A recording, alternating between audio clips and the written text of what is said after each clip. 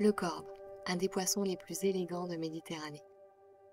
Sa silhouette est caractérisée par un dos bombé, sublimé par deux nageoires dorsales jaunes et un ventre plat.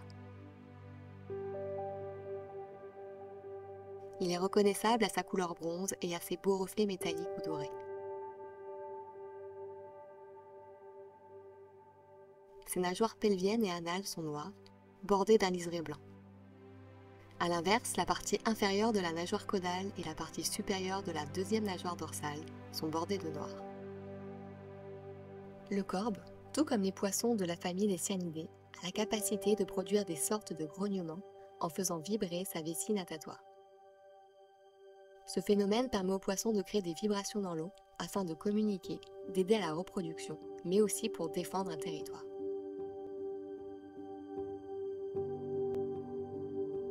On peut observer le corbe dans toute la Méditerranée, en mer Noire, mais également en Atlantique, de la Manche au Sénégal.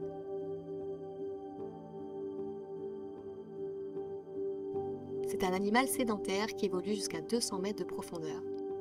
Mais il affectionne particulièrement les eaux peu profondes, les fonds rocheux, sableux et les herbiers de Posidonie. En journée, il vit proche des abris comme les grottes et les crevasses.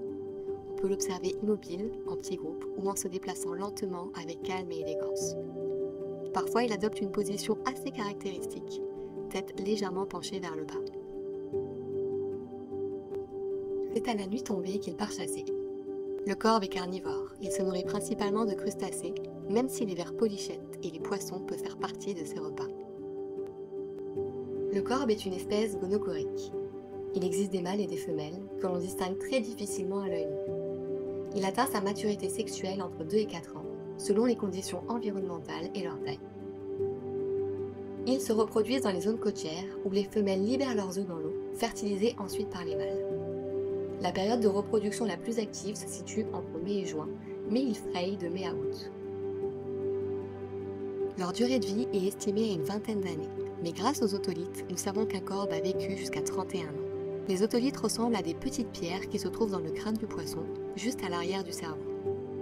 Ils flottent librement dans le conduit de l'oreille interne et permettent aux poissons de détecter des vibrations dans l'eau, ce qui les aide à s'orienter et à réagir avec leur environnement.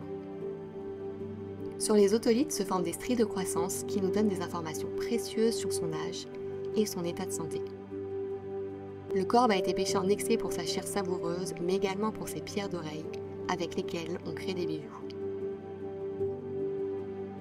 En France, il bénéficie d'un moratoire pour la pêche de loisirs et la chasse sous-marine depuis janvier 2014.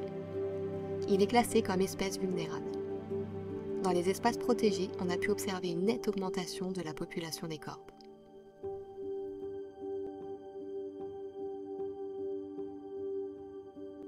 À bientôt pour de nouvelles aventures sous-marines.